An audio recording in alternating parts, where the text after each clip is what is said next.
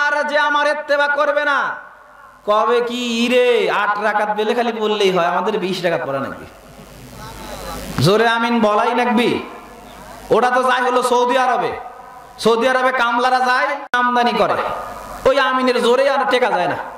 আবার অনেকেই বলে কি এরা তো আমিন বলে টাকা দিয়ে। কি বড় বড় বক্তারা এরকম বলছে না?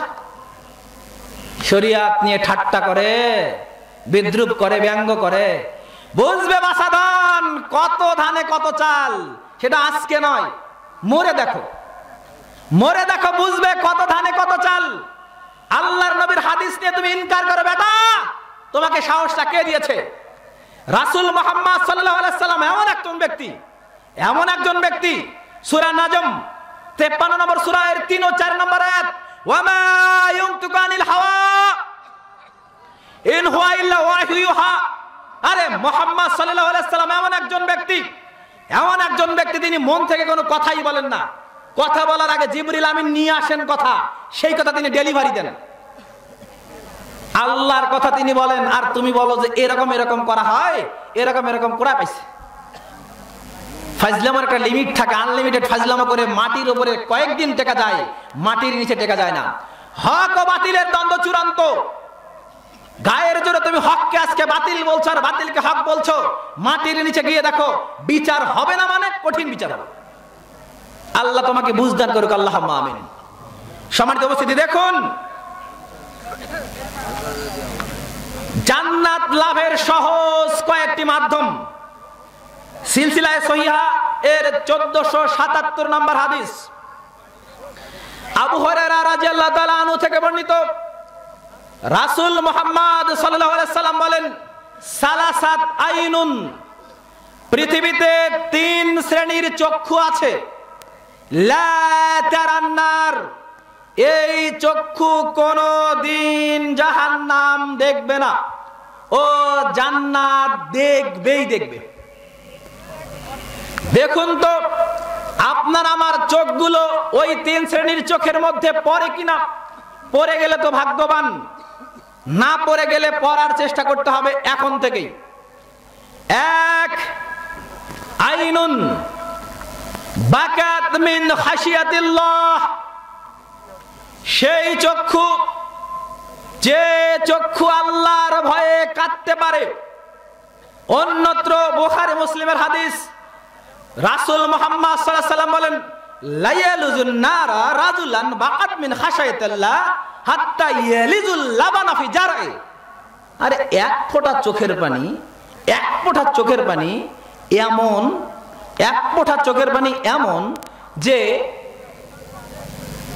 পানি আল্লাহর ভয়ে চোখ থেকে পড়ে যাবে, ওই পানির কারণে ওই ব্যক্তির জাহান্নামে যাওয়া এতটাই অসম্ভব, জাহান্নামে যাওয়া এতটাই অসম্ভব, হাত্তা ইয়ালিজুল লাবানা ফি জারই, যেমন ভাবে উট গরু দোয়ানোর পর ওর বাটের ভিতরে আবার দুধটা ঢুকানো যায়।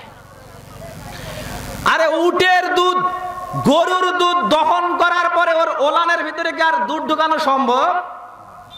কাল্লা, কখনো নয়। সিম্পল উদাহরণ আজকে বাড়িতে গিয়ে করবেন, এই পেস্ট পাওয়া যায় না, পেস্টটা একটা ডাবা দেবেন জোরে, ডাবা দিয়ে দেখবেন পেস্টের মুখ কিন্তু বড়, ডাবা দেওয়ার সঙ্গে পেস্ট শুলে বের হয়ে চলে যাবে। এবার সারা রাত ধরে হাদিসের ব্যাখ্যা খোঁজেন, ওই পেস্ট আপনি ওই পেস্টের ভিতরে ঢুকান। পেস্টের মুখের চেয়ে কি বাটের দুধের বাট এটা কি চিকন না মোটা? একেবারেই সূক্ষ্ম, দেখা যায় না। বাক্য দেখেন, আল্লাহর নবীর বাক্য দেখেন। এইভাবে একটা লোকের পানি, চোখের পানি যদি আল্লাহর ভয়ে পড়ে, ওই ব্যক্তির জাহান্নামে যাওয়া এতটাই অসম্ভব, যেভাবে দুধ বের করার পর আবার ওলানের ভিতরে দুধ ঢোকানো অসম্ভব। 2 ফোঁটা চোখের পানি আল্লাহর কাছে এত প্রিয়। 2, ওয়াইনুন হারাসাত ফি সাবিলিল্লাহ, সেই চক্ষু, যে চক্ষু আল্লাহর ভয়ে আল্লাহর রাস্তায় পাহারা দেয়। দেখুন, আল্লাহর ভয়ে আল্লাহর রাস্তায় পাহারা দেয়, এই দায়িত্ব পালন করে যাচ্ছে বাংলাদেশের অতন্ত্র প্রহরী যারা সীমান্তে দায়িত্ব পালন করছে, বর্ডার গার্ড যারা, তারা।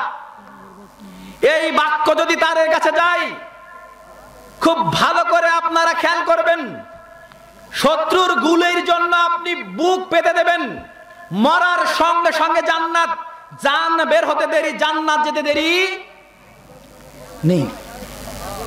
তবে আপনি যদি আবার ফেন্সিডিল ঢুকানোর কারবার করেন, যদি মদ ঢুকানোর কারবার করেন, ইয়াবা ঢুকানোর কারবার করেন, মিস্টার পার্সেন্টেজ হন, তাহলে আপনার ওই চোখের কথা আল্লাহ বলেননি, তার রাসূল বলেননি।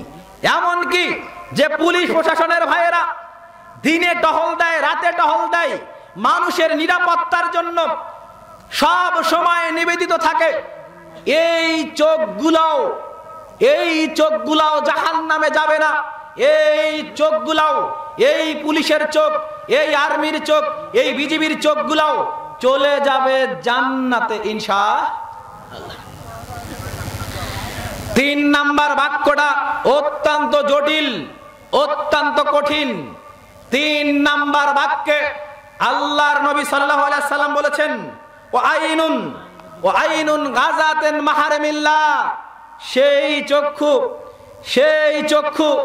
যে চক্ষু বেগানা নারীকে শুধু নয়, বেগানা পুরুষকে শুধু নয়, বেগানা জিনিস দেখলেই নিম্নগামী হয়ে যায়। আমরা বলি সি সি সি সি সি, মেয়েটার লজ্জা নাই রে, মেয়েটা এইভাবে রাস্তায় বের হয়েছে। আমরা দেখি, তবে তো আস্তাগফিরুল্লাহ আস্তাগফিরুল্লাহ, ওর বাবা মা তুলে গালি দিই।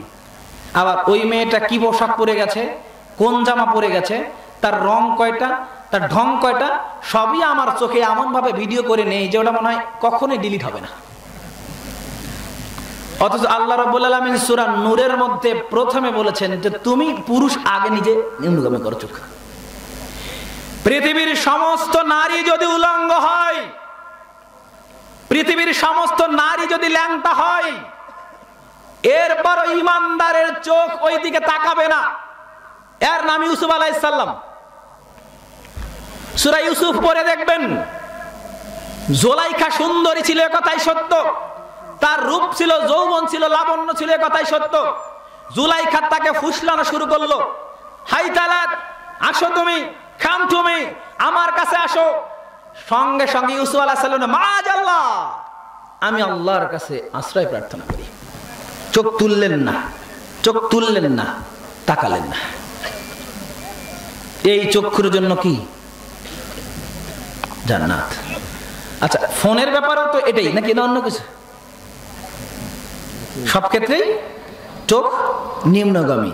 এবার চোখ শুধুমাত্র ছেলেরাই নিম্নগামী করবে বিষয়টা এমন নয়, নারীরাও নিম্নগামী করবে। কারণ নারীদের চোখেও পর পুরুষের আকর্ষণ আছে। এই পিছন থেকে উত্তর আসছে, পর পুরুষের আকর্ষণ আছে, তাই নারীদেরকেও ওইভাবে দেখা যাবে না। যদিও একটা হাদিস এসে চালু আছে, আয়েশা সিদ্দিকা রাদিয়াল্লাহু তাআলা আনহা দেখলেন এসেছে উম্মে মাকতুম, তো উম্মে মাকতুমের কাছে আয়েশা সিদ্দিকা রাদিয়াল্লাহু তাআলা আনহা গেলেন। যাওয়ার পরে বললেন, আল্লাহর নবী বললেন, কি ব্যাপার আয়েশা, তুমি কেন এখানে এভাবে এসেছো, তুমি কেন এখানে এভাবে এসেছো? তখন আয়েশা বলছে, ইয়া রাসূলুল্লাহ, উম্মে মাকতুম তো অন্ধ মানুষ, তো তিনি তো আমাকে দেখতে পান না, তো তিনি যেহেতু আমাকে দেখতে পান না, তাহলে আমি তাকে দেখলে সমস্যা কি? তখন আল্লাহর নবী বললেন, এই, তিনি তাকে দেখতে পায় না তো কি হয়েছে, তুমি তো তাকে দেখছো। হাদিস যে চলে না, হাদিস কি, হাদিস যে একেবারেই অচল, কেমনে চলে? ওটা চাকা লাগায় দিয়েও চলে না। যা বলছিলাম সম্মানিত উপস্থিতি, জান্নাতের মাধ্যম 3টি চোখ। এরপরে দেখুন আবু উমামা বাহিলি রাদিয়াল্লাহু তাআলা আনহুর হাদিস, তিরমিজি মিশকাতের 5556 নম্বর। রাসূল সাল্লাল্লাহু আলাইহি সাল্লাম বলেন, আল্লাহ রাব্বুল আলামিন ওয়াদা করেছেন, আদানি রাব্বি, আমার প্রতিপালক আমার কাছে ওয়াদা করেছেন, আমার কাছে অঙ্গীকার করেছেন, আমার কাছে কমিটমেন্ট করেছেন, আইয়াদখুলা মিন উম্মতি জান্নাহ ৭০,০০০, আমার উম্মতের মধ্য থেকে ৭০,০০০ উম্মতকে জান্নাতে দেয়া হবে। লা হিসাবু আলাইহিম ওয়ালা আযাব, তাদের কোনো হিসাব নেওয়া হবে না। তাদের বিচারের মাঠে হিসাবের জন্য নেওয়া হবে না, তাদের কোনো শাস্তিও দেওয়া হবে না। আবার পরের বাক্যে বলছেন মা কুল আলফিন সাবউন আলফ, প্রত্যেক হাজারের সঙ্গে আরো 70,000। সুবহানাল্লাহ বলবেন না? আল্লাহ ওয়াদা করেছেন আমাদের রাসূলের সঙ্গে, আমার উম্মতের 70,000কে বিনা হিসাবে জান্নাতে দেয়া হবে। এই 70,000-এর সঙ্গে আরো 70,000 যাদের কোনো হিসাবও হবে না, যাদের কোনো আযাবও হবে না। এরপরে আবার বলছেন সালাসাতু হাসায়াতা মিন হাসায়াতা রাব্বি, পরবর্তীতে আবার জাহান্নাম থেকে 3 অঞ্জলি মানুষকে আল্লাহ রাব্বুল আলামিন জান্নাতে নিয়ে আসবেন। কি ব্যাপার? আল্লাহর হাত কি ছোট? আল্লাহর হাত ছোট নয়। এজন্যই ডক্টর মোহাম্মদ শহীদুল্লাহ রাহমাহুল্লাহ এই তো বদরগঞ্জের আব্দুল্লাহ আল কাফি আল কুরাইশি রাহমাহুল্লাহকে বলেছিলেন এই হাদিসের ব্যাখ্যায়, শায়েখ আল্লাহর হাত কি ছোট? আল্লাহ যদি জান্নাতে হাত ঢুকায় দেয় তো এক হাতই তো যথেষ্ট, তো 3 বার দেবেন যে, তো 3 বার দিলে যে ফেরাউন এসে যাবে, নমরুদ এসে যাবে, হামান এসে যাবে, কারুন এসে যাবে, আবু জেহেল এসে যাবে, এগুলো যে এসে যাবে ব্যাপার কি? তখন তিনি উত্তর দিয়েছিলেন চমৎকার, বলেছিলেন মোহতারাম শুনে রাখুন, অন্তরে ঈমান আছে যার, অঞ্জলিতে আসার সুযোগ আছে যার, অঞ্জলিতে আসবে না সে যার ঈমান নেই অন্তরে। অন্তরে ঈমান থাকলে হাতে আসতে পারবে, আর ঈমান না থাকলে হাতে উঠতে পারবে না। এটা হচ্ছে জাহান্নামের আযাব ভোগ করার পরের কথা। তবে এদের বৈশিষ্ট্য দিয়েছেন লা ইস্তারকুনা ওয়ালা ইয়াতাতায়্যারুনা, তারা কোনোদিন কুফল ভোগ করবে না, তারা কোনোদিন কুফলে যাবে না, তারা কোনোদিন শিরকে লিপ্ত হবে না। এই টাইপের ব্যক্তিরা চলে যাবে সরাসরি জান্নাতে, ওই 70,000 সঙ্গে আর 70,000-এর ভিতরে। সম্মানিত উপস্থিতি, দেখুন বুখারীর 6474 নম্বর হাদিস, সাহাল ইবনে সাদ রাদিয়াল্লাহু তাআলা আনহু থেকে বর্ণিত, রাসূল মুহাম্মদ সাল্লাল্লাহু আলাইহি সাল্লাম বলেছেন মান আজমাল্লি, যে ব্যক্তি আমার নিকটে জিম্মা দেবে 2টি জিনিসের, মা বাইনাল লাহিয়ায়ে, যা 2 ঠোঁটের মাঝখানে রয়েছে, ওয়া মা বাইনা রিজলাইহে, এবং 2 রানের মাঝখানে যে জিনিসটা রয়েছে, আজমাল্লাহুল জান্নাহ, আমি রাসূল মুহাম্মদ সাল্লাল্লাহু আলাইহি সাল্লাম তার জন্য জান্নাতের জিম্মাদার হয়ে যাব। বিষয়টি খুবই সহজ। 2 ঠোঁটের মাঝখানকে আর 2 রানের মাঝখানকে কেউ যদি হেফাজতে রাখে, কেউ যদি নিরাপদে রাখে, কেউ যদি জিম্মায় রাখে যে 2 ঠোঁটের মাঝখান এই জিহবা আর 2 রানের মাঝখান এই লজ্জাস্থান, অপাত্রে ব্যয় করবে না, জেনায় লিপ্ত হবে না, মুখ দিয়ে মিথ্যা বলবে না, গীবত করবে না, চগলখুরি করবে না, আজমাল্লাহুল জান্নাহ, আমি রাসূল মুহাম্মদ সাল্লাল্লাহু আলাইহি সাল্লাম তার জন্য জান্নাতের জিম্মাদার হয়ে যাব।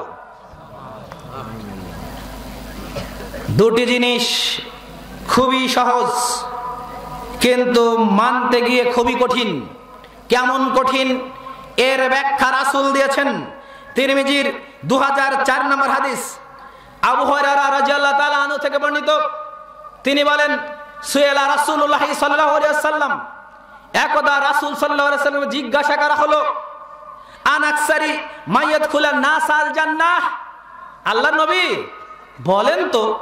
বলেন তো মানুষকে কিসে বেশি জান্নাতে নিয়ে যায়?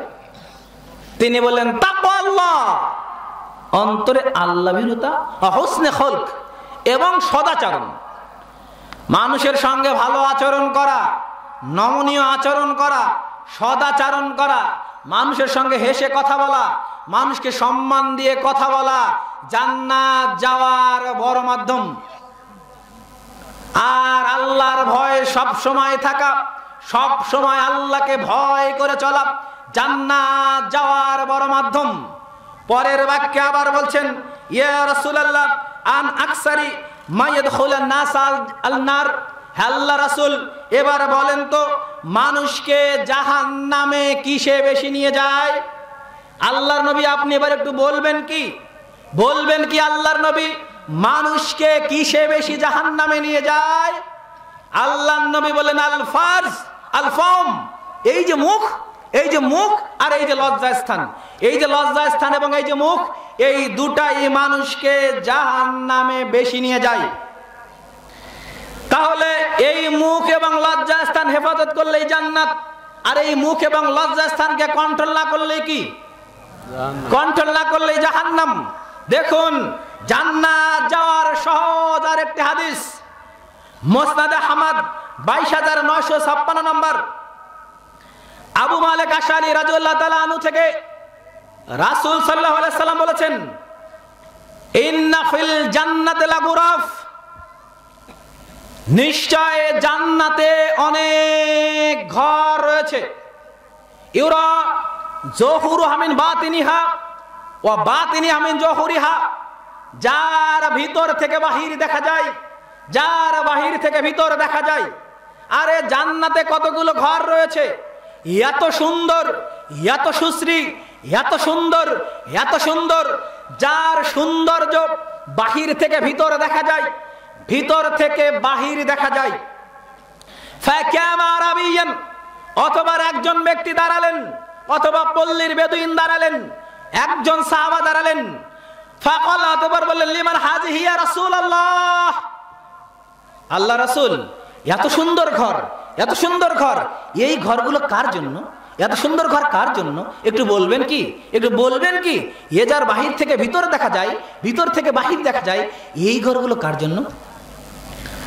রাসূল প্রথমেই বললেন, লিমান আলানাল কালাম, যার মুখের ভাষা নরম হবে তার জন্য এই জান্নাত। ও আতামাত তাওয়াম, যে ব্যক্তি গরিবকে, দুস্থকে, মিসকিনকে খাদ্য দান করে তার জন্য এই জান্নাত। ও আদামাস সিয়াম, যে ব্যক্তি নিয়মিত নফল সিয়াম পালন করে, সোমবারে সিয়াম পালন করে, বৃহস্পতিবার সিয়াম পালন করে, আইয়ামে বীজের সিয়াম পালন করে, শাওয়ালের সিয়াম পালন করে, এইভাবে মুহররমের সিয়াম পালন করে, এইভাবে যারা সিয়াম পালন করে তাদের জন্য এই জান্নাত। ওয়া সাল্লু বিল লাইল আন-নাসু নিয়াম, এবং এই জান্নাত তার জন্য যে ব্যক্তি রাতের বেলা উঠে সেই সময় তাহাজ্জুদের সালাত পড়ে, আন-নাসু নিয়াম, যখন মানুষজন গভীর ঘুমে বিভোর। অভ্যাসগুলো আমাদের আছে কি? এই যে 4টা অভ্যাসের কথা বলা হলো, এই 4টি অভ্যাস আমাদের আছে কি? খুব কম মানুষের আছে। অধিকাংশ আমাদের বক্তাদেরও নাই, শ্রোতাদেরও নাই। আরে বক্তাদের নাই জন্য তো কথা বললে তাসির হয় না। আজ থেকে নিয়ে 50 বছর, 100 বছর আগে একটা বক্তার বক্তব্য শুনে সঙ্গে সঙ্গে মানুষজন হুমড়ি খেয়ে যেত, কেঁদে যেত, দাড়ি ছেড়ে দিত, জেনা ব্যভিচার ছেড়ে দিত, সুদ ঘোষ ছেড়ে দিত, সব ডাকাতি পর্যন্ত ছেড়ে দিয়ে ভালো মানুষ হয়ে গেছে।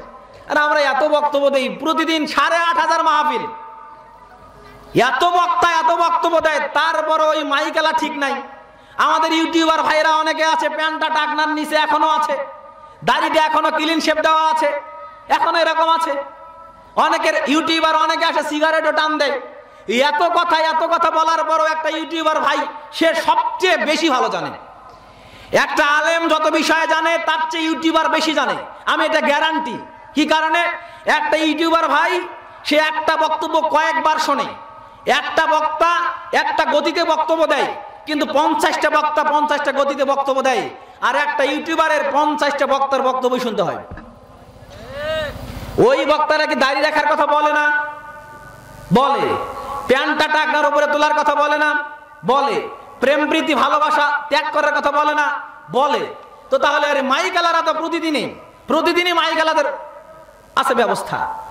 এমনকি এমন শোনা যায় যে শ্রোতা নাই, বক্তা চোখ বন্ধ করে বক্তব্য শুরু করেছে, উঠে দেখে মাইকালা আছে, তো বক্তা খুশি যে যাক একজন কমপক্ষে শ্রোতা তো পাইছি, একজন হেদায়েত হয়েছে। এখন মাইকালা বলছে তাড়াতাড়ি শেষ করেন, আপনার বক্তব্য শেষ হলে আমি মাইক নিয়ে চলে যাবো।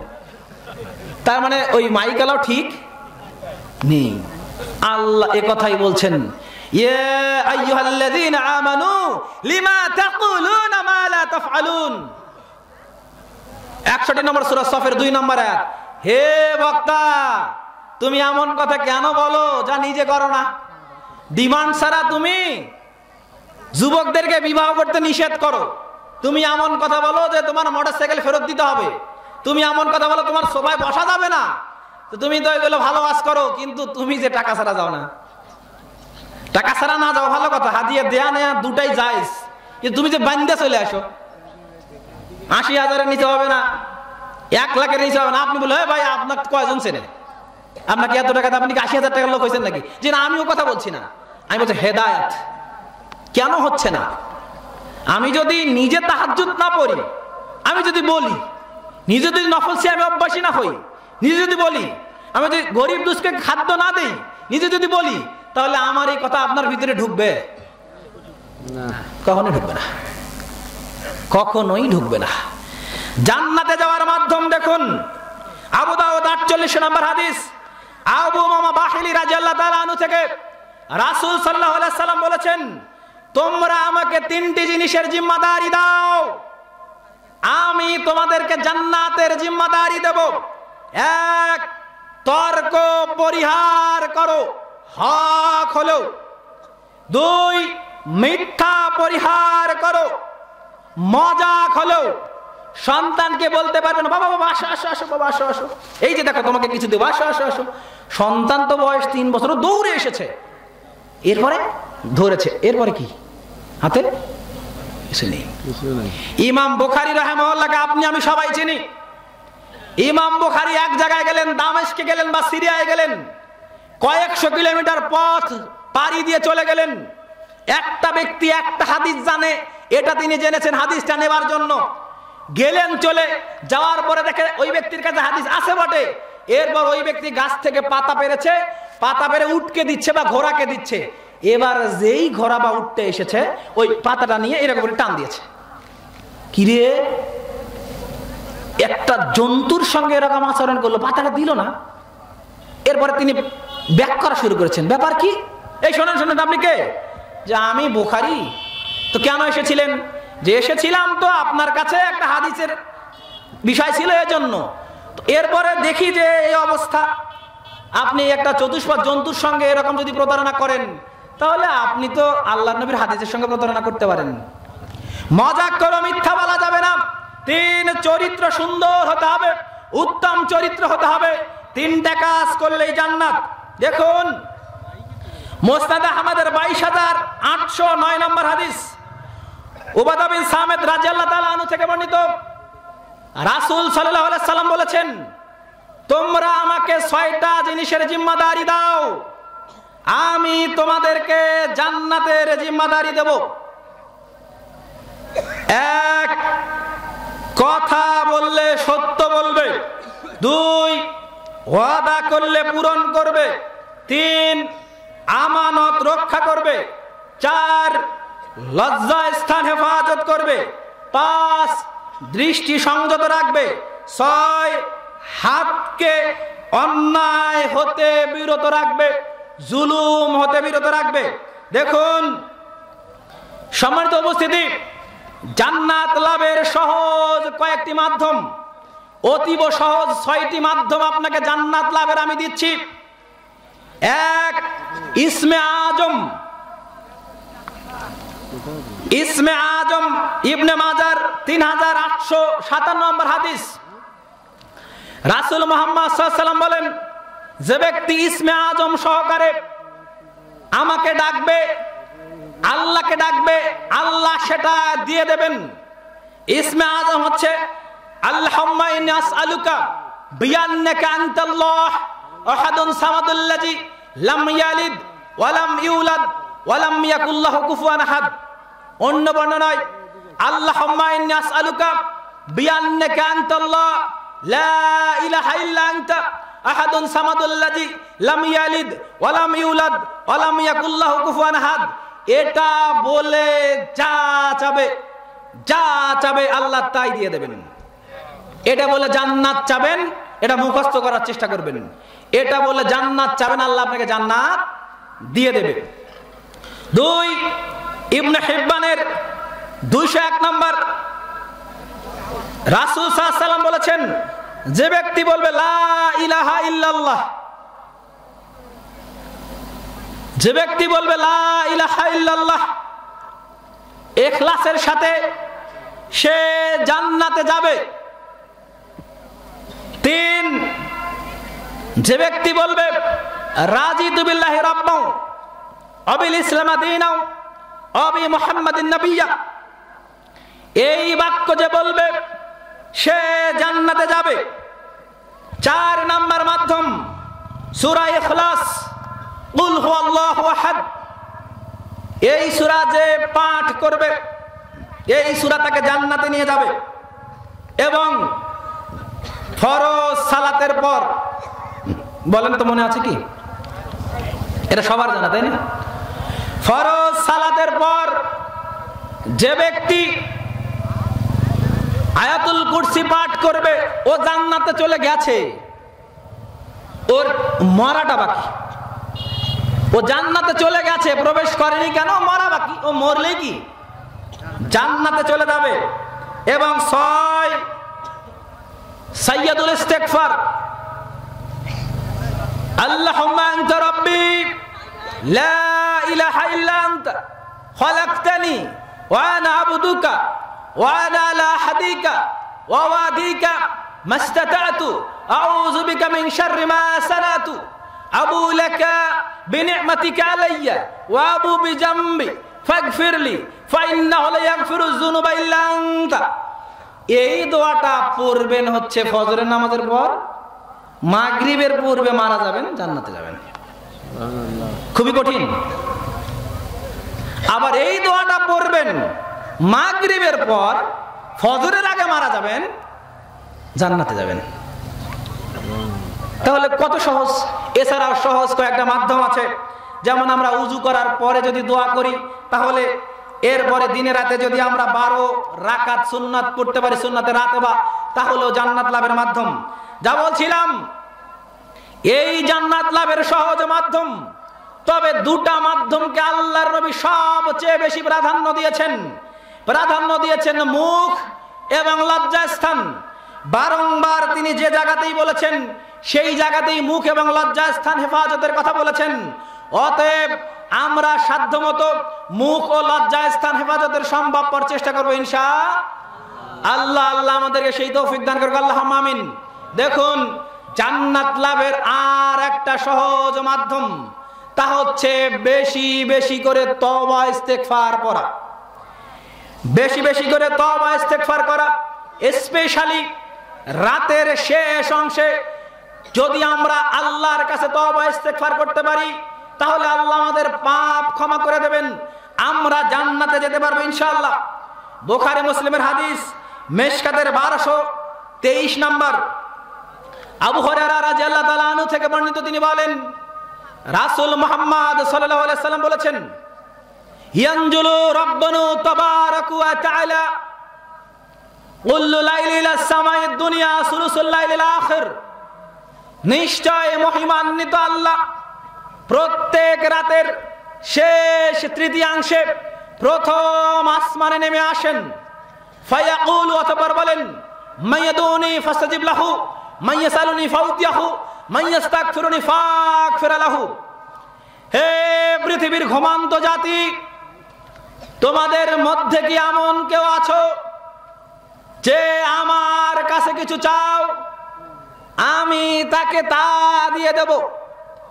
তোমরা কি কেউ এমন আছো ঋণ করেছো, ঋণগ্রস্ত হয়ে পড়েছো, তোমাদের ঋণের পরিশোধ চাও, আমি তোমাদেরকে তা দিয়ে দেব?